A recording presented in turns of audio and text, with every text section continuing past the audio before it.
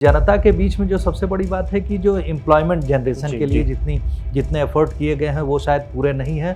और दूसरा है उनको मुख्य धारा में, यानी जिस तरह से मुख्य धारा में लाने की हमेशा सेंट्रल गवर्नमेंट बात करती रही है और इस समय जो बीजेपी लेड सेंट्रल गवर्नमेंट है, जो एनडीए सरकार है, उसने शुरू से 10 सालों में बड़ी कोशिश की है।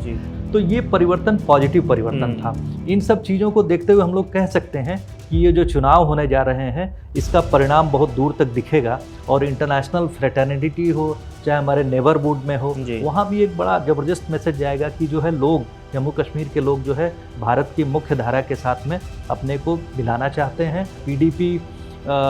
टीडीपी नेशनल कॉन्फ्रेंस और कांग्रेस पार्टी एक होती हैं, तभी वो लोग इस स्थिति में होंगे कि साहब जो है बीजेपी को पूरी तरह से वो लोग करारा जवाब दे पाएँ। अदरवाइज अगर कई कोण यानी मल्टी कॉर्नर कंटेस्ट होता है तो उसमें आप देखेंगे कि बीजेपी को एक जो है विनिंग एज मतलब दिखता है। जम्मू कश्मीर में 10 साल बाद विधानसभा चुनाव हो रहे हैं, तो जम्मू कश्मीर में क्या मुद्दे होंगे? क्या जम्मू कश्मीर में पहले की तरह जो सिचुएशन थी अब बिल्कुल बदल गई है? तो विधानसभा चुनाव में क्या वहां पर रोजगार का मुद्दा जो है वो लगातार हावी रहेगा?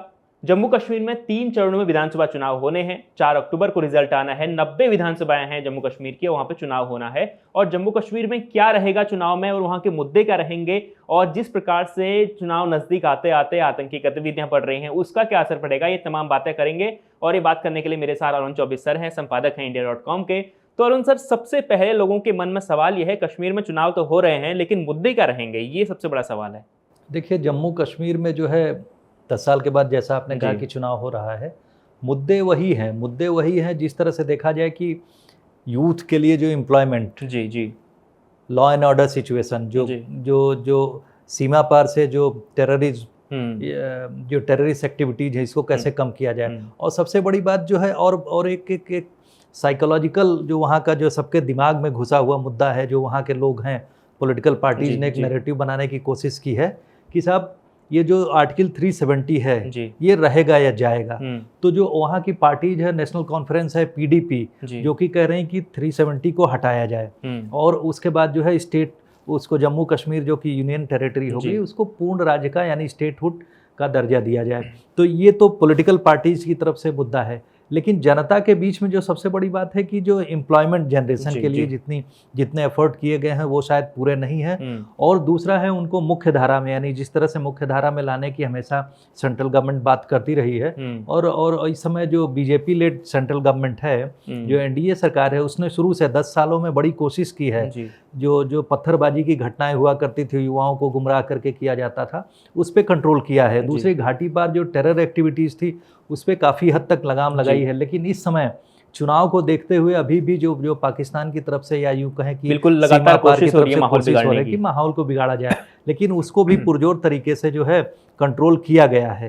तो वहाँ पर जो मुद्दे हैं वो सबसे बड़ा, इधर से हम लोग अगर देखें तो वहाँ शांति बहाल करना, शांति तो है लेकिन कुछ हिस्सों में जो डिस्टर्बेंस पैदा करने की कोशिश की जा रही है और उसको कंट्रोल किया जाए। और दूसरा, जो टूरिस्ट डेस्टिनेशन किसी ज़माने में हुआ करता था वो ग्लोरी लौटी है, क्योंकि आप देखेंगे कि करोड़ की संख्या में जो लोग हैं, लोग बाहर से आ रहे हैं और वहाँ पर जो हॉस्पिटैलिटी और होटल इंडस्ट्री, उसमें भी बूम दिख रहा है। इवन जो मिडिल ईस्ट है, अरब कंट्रीज़ की तरफ से भी जो कुछ यूएई की तरफ से एक मेजर इन्वेस्टमेंट की बात हो रही है। तो ये सब बहुत पॉजिटिव चीज़ें वहाँ दिख रही हैं। लेकिन पॉलिटिकल नैरेटिव और इन पॉजिटिव डेवलपमेंट के बीच में जो वहाँ जनता का क्या रुख होगा, क्योंकि मैं आपको एक बड़ा इंटरेस्टिंग फैक्ट बता दूं, मैं अभी एक डेटा देख रहा था, उसमें जो वहाँ का जो युवा मतदाता है 28 से तकरीबन जो है 35 साल की उम्र का, 28 से 35 साल की उम्र का, 29 साल की उम्र का जो है 29% एलिजिबल वोटर्स है। तो आप कह सकते हैं जो 18 से 29 साल का जो 29% 30% वोटर्स है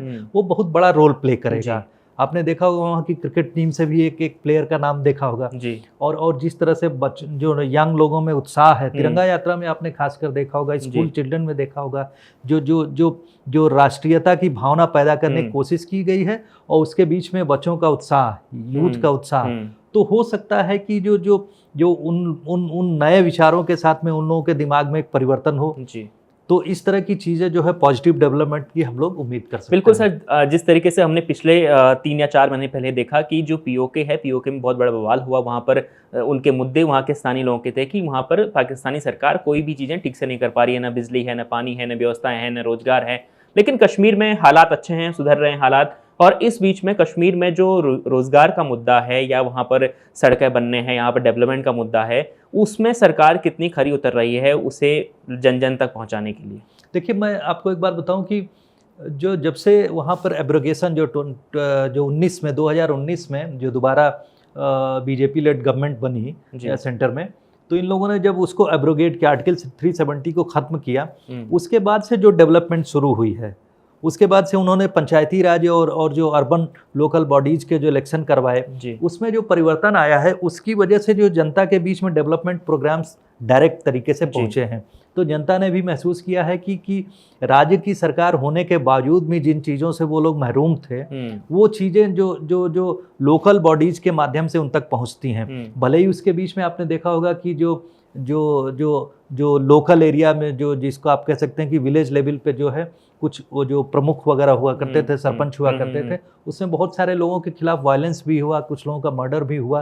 लेकिन ऐसा नहीं है, वो चीज़ें थमी नहीं, वो एक डराने की कोशिश थी, जो कि वहाँ पे एक बहुत बड़ा एलिमेंट है जो पाकिस्तान को समर्थन अभी भी, क्योंकि जनरेशनल गैप है ना, जो पुरानी पीढ़ी के लोग हैं वो लोग उसमें कुछ एलिमेंट बैठे हुए हैं जो युवाओं को भड़काने की कोशिश करते हैं कि मतलब जैसे वहाँ अगर हम पाकिस्तान के साथ होंगे तो बेहतर स्थिति में होंगे।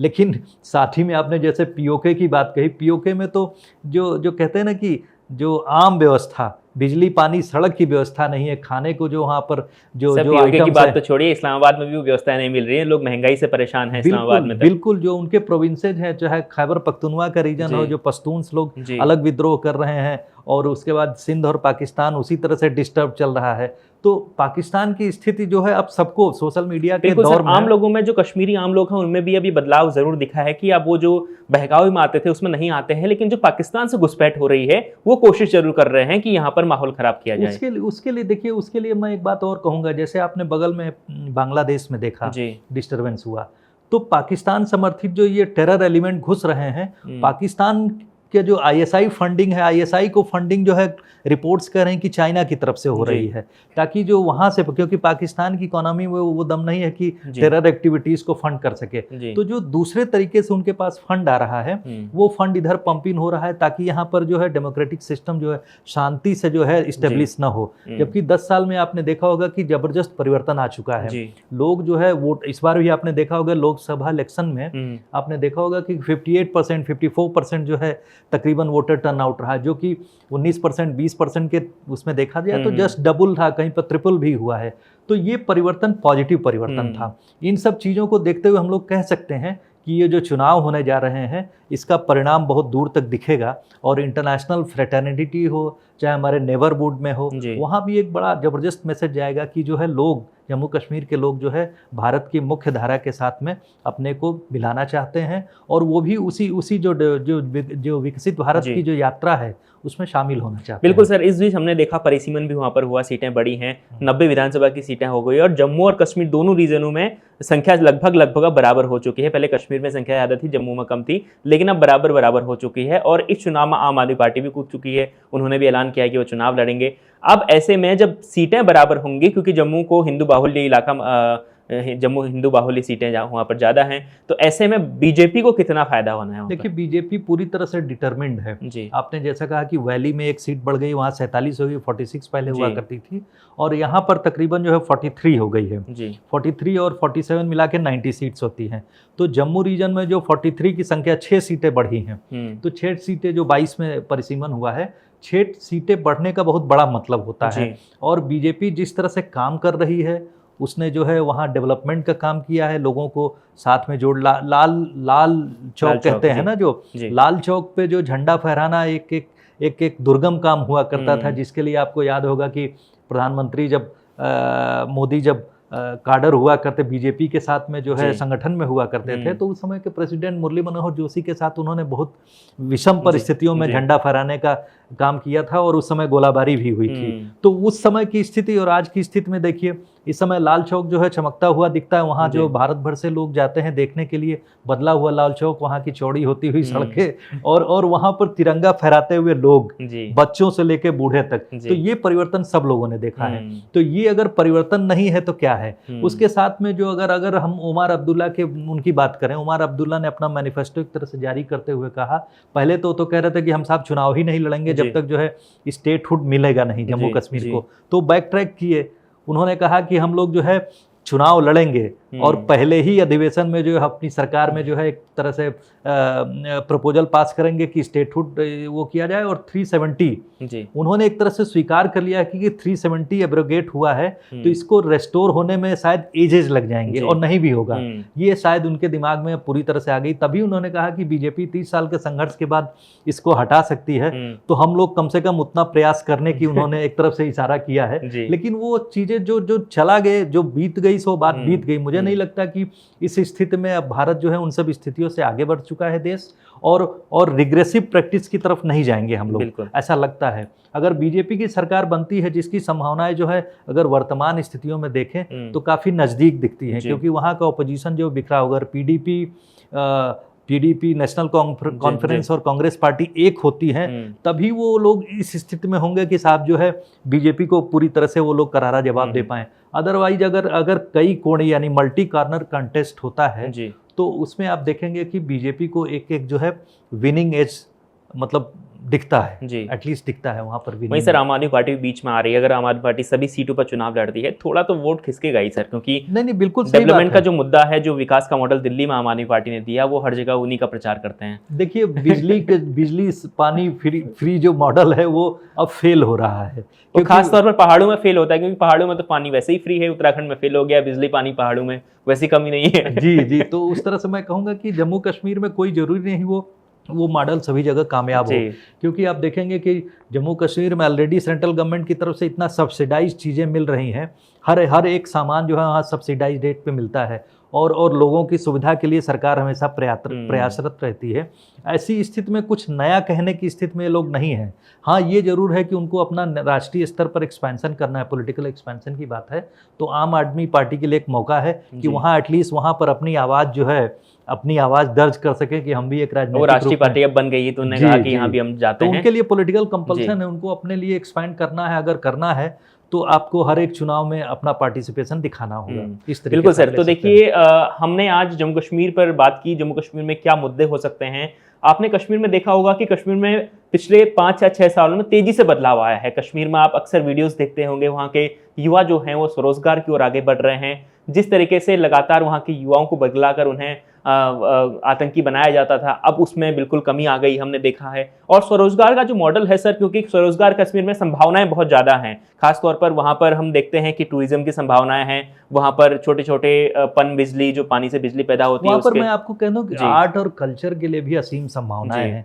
वहाँ पर जो पुराना जो आर्किटेक्चर है उसके लिए टूरिज्म का आकर्षण तो है ही है, साथ ही में वहाँ पर जो छोटे छोटे कुटीर उद्योग हैं तो उससे भी संबंधित अपार संभावनाएं हैं। चाहे वो ड्राई फ्रूट्स को लेकर एक उन लोगों ने अपना काम शुरू किया है, एप्पल का बिजनेस हो, ऊपर से जो कौन सी उसकी खेती होती है, केसर की खेती होती है, जिसमें कि लोग ऑर्गेनिक तरीके से एक छोटे से एरिया में जो है बना के लोग कर रहे हैं। खेत की जरूरत नहीं है, थोड़े से एक 1000 स्क्वायर फीट के प्लाट में भी लोग इन्वेस्ट करके करना, उसके लिए सरकार जो लोन दे रही है उससे फायदा लगातार बढ़ रहा है। तो बहुत सारी चीजें, बहुत सारे मतलब सरकार के जो कहते हैं कि डबल इंजन की सरकार, जो बीजेपी जिस तरह से नारा देती है, लेकिन हम लोग उसको दूसरे ढंग से लें कि वहाँ की अगर कोई सरकार जो लोकल लेवल पर सरकार होगी, उसका केंद्र के साथ में अगर समन्वय बना रहता है तो उसमें बेहतर ढंग से डेवलपमेंट होती है। जो एड मिलती है, सेंट्रल एड मिलती है, उसका प्रॉपर तरीके से, वाजिब तरीके से जो है इस्तेमाल होता है। और आपने देखा होगा कि अब जो लोकल बॉडीज जब एक्टिव हो जाती हैं तो उनको भी डायरेक्ट जो एड मिलती है, तो उसके जरिए भी आम आदमी तक जो है वो सहायता पहुंचती है। बिल्कुल। तो देखिए, विकास के मुद्दे पर ही जम्मू कश्मीर का चुनाव लड़ा जा सकता है। वहाँ के लोग लगातार यही कहते हैं कि वहाँ पर जो बिजनेस है उसको बढ़ाया जाए।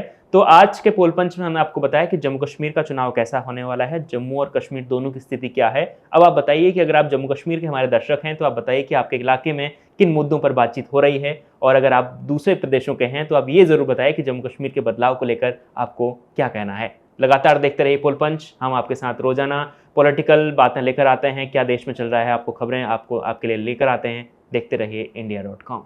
धन्यवाद।